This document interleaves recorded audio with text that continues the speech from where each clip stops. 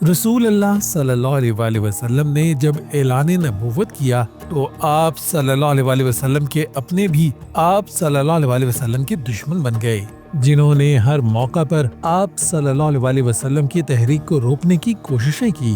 لیکن پھر مکہ فتح ہوا جس نے مسلمانوں کی تمام رکاوٹوں کو ختم کیا، اور وہ لوگ جو اسلام کے سب سے بڑے دشمن تھے وہی اسلام کے دائی اور جنرل بن گئے۔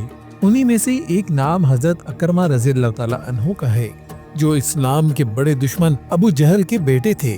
فتح مکہ کے بعد آپ یمن بھاگ گئے، لیکن آپ رضی اللہ تعالیٰ عنہ کی بیوی نے اسلام قبول کر لیا اور رسول اللہ صلی اللہ علیہ وسلم سے اپنے خاوند اکرمہ رضی اللہ تعالیٰ عنہ کے لیے امان طلب کی۔ آپ رضی اللہ تعالیٰ عنہ اپنی بیوی کی دعوت پر مکہ پہنچے۔ اس وقت آپ صلی اللہ علیہ وسلم مکہ ہی میں رہتے تھے۔ اکرمہ رضی اللہ تعالیٰ عنہ کو دیکھ کر فرت مسرت سے پردیسی سوار خوش آمدید کہہ کر استقبال فرمایا۔ اکرمہ رضی اللہ تعالیٰ عنہ نے شرمندگی سے سر جھکا لیا اور نظریں نیچی کر کے ان الفاظ میں اسلام کی حقانیت کا اعتراف کیا۔ میں شہادت دیتا ہوں کہ خدا ایک ہے، اس کا کوئی شریک نہیں، آپ اس کے بندے اور رسول ہیں۔ آپ سب سے زیادہ نیک، سب سے زیادہ سچے اور سب سے زیادہ عہد کو پورا کرنے والے ہیں۔ اسلام قبول کرنے کے بعد اکرمہ رضی اللہ تعالیٰ عنہ نے پہلی غلطیوں کی تلافی کا فیصلہ کیا۔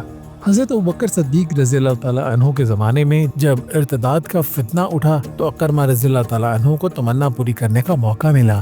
حضرت ابوبکر رضی اللہ تعالیٰ عنہ نے ان کو اور حضرت حذیفہ کو قبیلہ ازد کی سرکوبی پر مامور کر کے عمان بھیجا، جہاں انہوں نے اس کے سردار لقیط بن مالک کو قتل کر کے بنی ازد کو دوبارہ اسلام پر قائم کیا اور بہت سے قیدی گرفتار کر کے مدینے لائے۔ ازد کا فتنہ ختم ہونے کے بعد ہی عمان کے دوسرے قبائل میں ارتداد کی وبا پھیلی اور وہ سب شہر میں جمع ہوئے۔ حضرت ابوبکر رضی اللہ تعالیٰ عنہ نے پھر حضرت اکرمہ کو بھیجا، انہوں نے ان سب کو شکست دی۔ آپ رضی اللہ تعالیٰ عنہ ان سے فارغ ہی ہوئے تھے کہ بنی مہرہ مخالف ہو گئے۔ اکرمہ رضی اللہ تعالیٰ عنہ ان کی طرف بڑھے، لیکن جنگ کی نوبت نہیں آئی اور بنی مہرہ نے زکوٰۃ ادا کر دی۔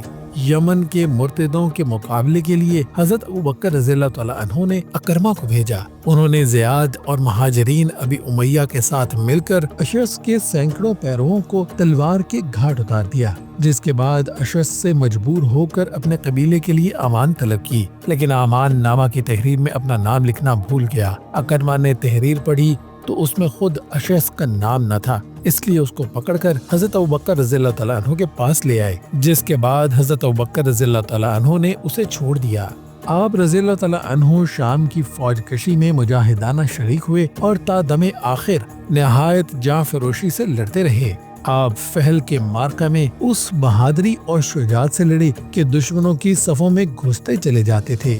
شام کی تمام مارکہ آرائیوں میں یرموک کا مارکہ نہایت اہم شمار کیا جاتا ہے۔ اس میں خالد بن ولید نے ان کو ایک دستے کا افسر بنایا۔ اکرمہ نے افسری کا پورا حق ادا کیا اور دوران جنگ ایک مرتبہ رومیوں کا ریلا اتنا زبردست ہوا کہ مسلمانوں کے قدم ڈگمگا گئے۔ اکرمہ نے للکار کر کہا، ہم رسول اللہ صلی اللہ علیہ وسلم کے ساتھ مل کر کتنی لڑائیاں لڑ چکے اور آج تمہارے مقابلے میں بھاگ نکلیں گے، اور آواز دی کہ کون موت پر بیعت کرتا ہے۔ اس آواز پر 400 مسلمان ایک ساتھ جان دینے کے لیے آمادہ ہو گئے۔ ان کو لے کر اکرمہ رضی اللہ تعالیٰ عنہ حضرت خالد بن ولید رضی اللہ تعالیٰ عنہ کے خیمے کے سامنے اور اس پامردی سے لڑے کہ 400 آدمیوں میں سے اکثر نے جام شہادت نوش کیا۔